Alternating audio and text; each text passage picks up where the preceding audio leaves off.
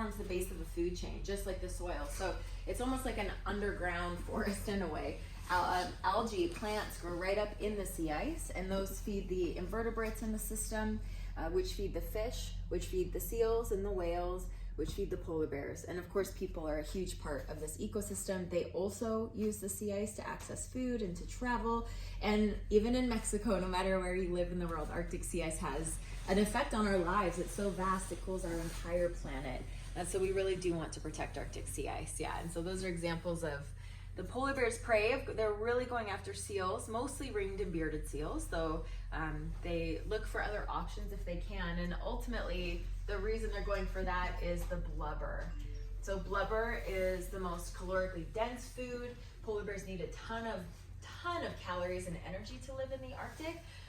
And really, they have evolved to be blubber bears, basically, blubber-eating ice bears. So they have, as they've evolved from brown bears, they have, of course, a lot of different adaptations to live in the Arctic. You can tell they have clear fur, so they blend in with the ice. They have these really sharp claws. They've got this really long, thin, beautiful neck, really great for getting in and out of seal holes compared to the grizzly bear, which has this big blocky head.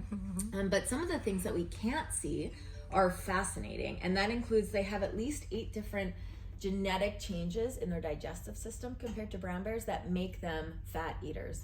So a polar bear, over 80-90% of the blubber it eats goes directly onto its body. And it's a really good thing humans don't have that, but that is so helpful for polar bears because then they can go through these long fasting periods. And there's a trade-off there, though, that they now do not process carbohydrates, sugars, and proteins the same as brown bears do. So they're much less effective at eating things like berries and roots and eggs and putting fat on their body. They absolutely do eat those things. They're bears and they're hungry all the time. They'll eat garbage, they'll eat anything they come across. But for them, it's really the blubber and the fat that is keeping them healthy and keeping them the biggest bears in the planet. Yeah, so you can see where we are right now. Polar bear researchers, we also like to think of the sea ice in terms of the types of ice, and that's really just the ice pattern. So sea ice can look different in different parts of the world, and polar bears have to navigate differently. And so we do see different things. There's not one size fits all in the Arctic, but where we are is really, really very special. This is the Western Hudson Bay population. This is the best studied polar bear population in the world. We know that this population, through all this research, has declined from about 1,200 polar bears in the 80s to closer to over 600 today, and that has been linked to a loss of sea ice in this region. And that really just translates to a loss of calories. They're not eating as much.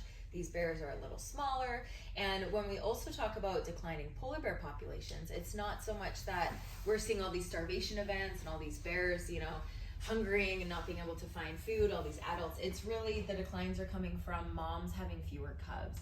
We're putting a lot of pressure, especially on these females. It's harder to get pregnant, to stay pregnant, to have cubs, and to raise them into the next stage.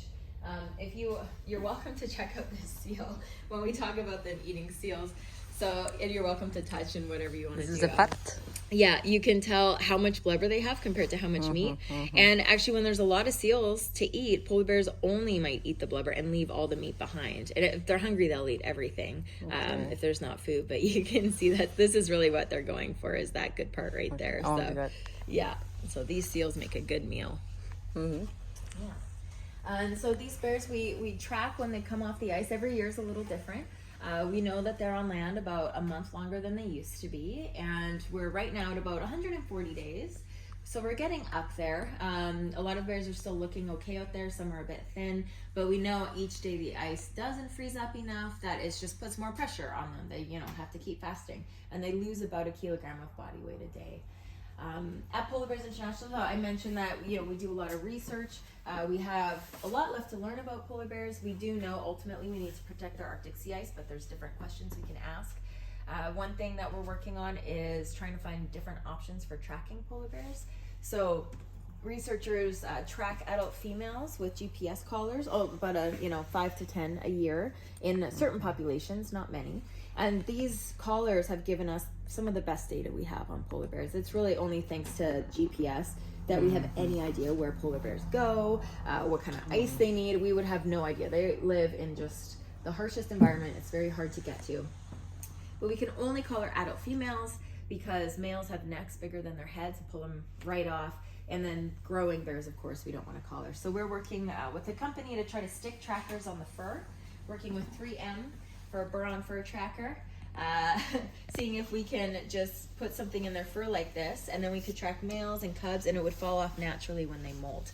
So we've had some success with these in the wild, and we're still working on improving the design, but we're excited that we might have another option.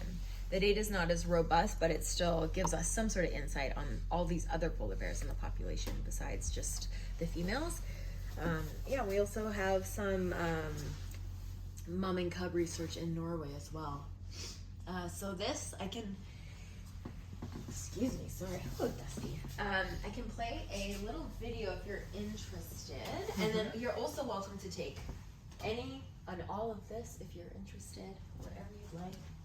Okay.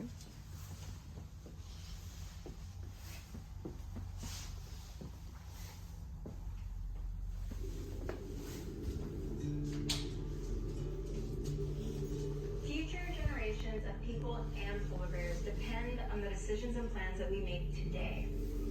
Polar Bears International is the only nonprofit with the sole focus on wild polar bears and their Arctic sea ice home. We are proud to be part of the community known as the polar bear capital of the world here in Churchill, and of a global network working to protect polar bears and their Arctic habitat, an ecosystem that many species across the circumpolar north depend on. A polar bear's life cycle is almost exclusively tied to the sea ice. Because polar bears rely on sea ice to hunt, to breed, and sometimes to den, sea ice loss from climate change is their biggest threat, and the reason the bears are listed as vulnerable on the IUCN's Red List of Threatened Species. What we learn about climate change impacts on polar bears in Hudson Bay can be applied across the Arctic to help conserve other populations. Climate change is already affecting some populations of polar bears. Since we get most of our energy from fossil fuels, we are producing huge amounts of carbon dioxide. You see, regular amounts of carbon dioxide in the atmosphere act like a blanket around the Earth, trapping heat and keeping our planet at a stable temperature. However, when we burn fossil fuels like coal, oil, and natural gas for energy, we pump rampant amounts of carbon dioxide into the atmosphere. This buildup thickens the blanket, trapping too much heat, disrupting the climate, and melting Arctic sea ice. When Arctic waters are cold enough, the top layer freezes into a special type of ice called sea ice. Sea ice is to the ocean what soil is to a forest. It supports the entire Arctic food chain. Food from this marine ecosystem also sustains northern communities. The key to getting the climate back to functioning the way it should, and to preserving a future for polar bears across the Arctic, is to move away from using fossil fuels for energy altogether. The most important thing we can do is vote with the climate in mind to let our leaders know we support a swift transition to renewable energy sources. In the meantime, we can directly participate in and learn more about our local and regional renewable energy options. We can all make a difference outside our own households by influencing where our energy comes from.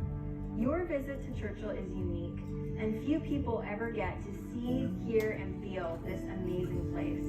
We hope you leave here feeling inspired and return home to leverage your voice and your influence, because together we can make sure that polar bears roam the Arctic sea ice for generations to come.